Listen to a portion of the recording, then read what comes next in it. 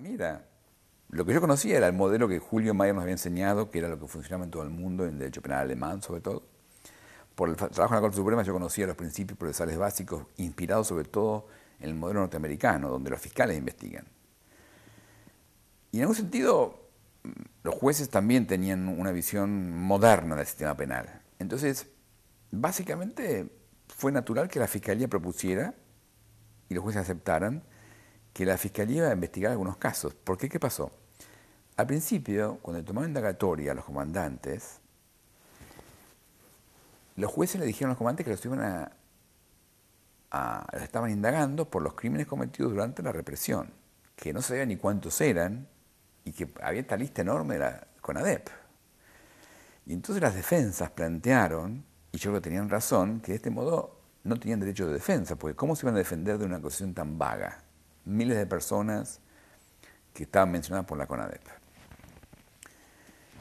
Y los jueces lo concedieron a eso.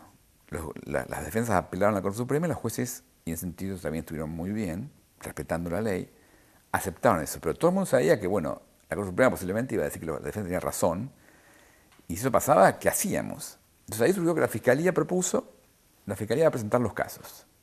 Y caímos a una especie de modelo americano de juicio donde las fiscalías son los que llevan adelante la investigación, que es el modelo normal del mundo en que vivimos, pero que no era lo normal en aquella época. Pero como el procedimiento judicial que hacíamos seguía el modelo de la justicia, era un modelo excepcional, los jueces podían aceptar eso. Entonces, le propusimos a los jueces que la Fiscalía iba a presentar los casos. Entonces, mientras la Corte Suprema deliberaba, nosotros trabajábamos con la hipótesis de que la Corte Suprema le iba a dar la razón a los acusados y que teníamos que estar listos para presentar los casos casos individuales.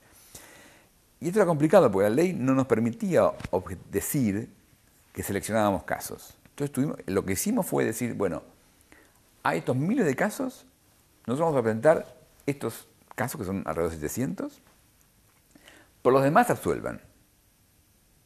Por los demás, si ya están acusados, absuélvanlos, no nos importa. Y eso es una decisión pesada que había que tomar, pero bueno, era la única forma de hacer este procedimiento judicial. Entonces lo que hicimos fue seleccionar los casos más fuertes, los casos que respondían a los diferentes años, los casos que respondían a las diferentes zonas geográficas y los casos que respondían a las diferentes atribuibles a la Armada, al Ejército y a la Fuerza Aérea, diferentes armas. Porque nosotros pensábamos, y eso era muy fuerte Julio, Trasera decía eso siempre, que era una acción común de la Junta, pero veíamos que los jueces estaban siguiendo un criterio que aceptaban el argumento de la defensa, que era una responsabilidad individual por cada fuerza. Entonces, por las dudas, buscamos hechos de cada fuerza. Y ahí armamos lo que llamamos la famosa computadora trasera, que era una caja de zapatos con fichas de 2 colores, con orejitas en la izquierda o la derecha, y que eran los 4 criterios que teníamos. En aquella época la computadora casi estaba empezando, recién no teníamos computadora. Entonces hicimos esa caja de zapatos, que era nuestra computadora de cartón, y básicamente lo que hizo los jóvenes que teníamos organizados era hablar con la CONADEP para seleccionar los casos más graves y luego llamar a las víctimas. Básicamente, el juicio de las juntas, en el sentido, fue una especie de desarrollo propio, porque normalmente en los países organizados la policía investiga. Nosotros no podíamos pedir a la policía que investigue porque la policía había estado metida en los hechos. Entonces, usamos la CONADEP como fuente de información y llamamos a las víctimas y de las víctimas conseguimos información. Hay que entender que en el año 85 jugar a los comandantes militares por lo que han hecho sus subordinados era una revolución. No había precedente. No había precedente. Digamos, Nuremberg era el precedente, pero Nuremberg se habían quedado con todos los archivos alemanes que describían minuciosamente lo que habían hecho. En el caso nuestro, nunca conseguimos un documento de archivo nosotros. Entonces teníamos que probar la conexión entre los comandantes y las víctimas. Porque eso es justamente, cuando uno lee el fallo del Consejo Supremo de las Fuerzas Armadas, lo que ellos dicen es, para saber si acá Videla cometió un crimen, hay que saber primero qué hicieron las personas acusadas, las personas detenidas.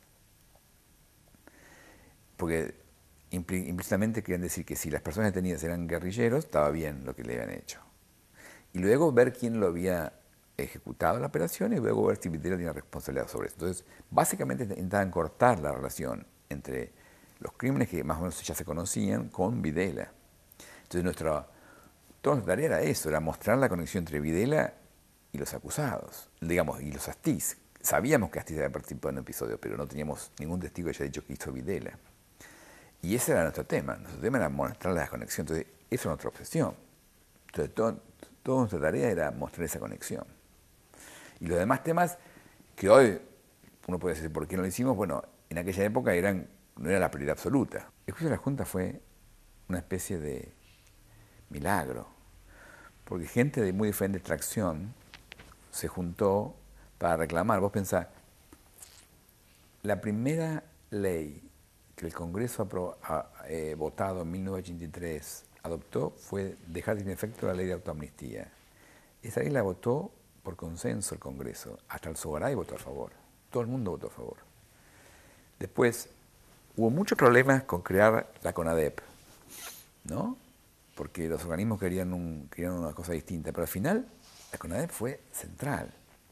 Y después los jueces venían de todos lados, ¿no? Los jueces venían de diferentes... Eran todos con pasado judicial, pero muy distintos. Entonces, la verdad que fue un proceso súper interesante cómo la sociedad argentina pudo llevar adelante esa revisión de su pasado.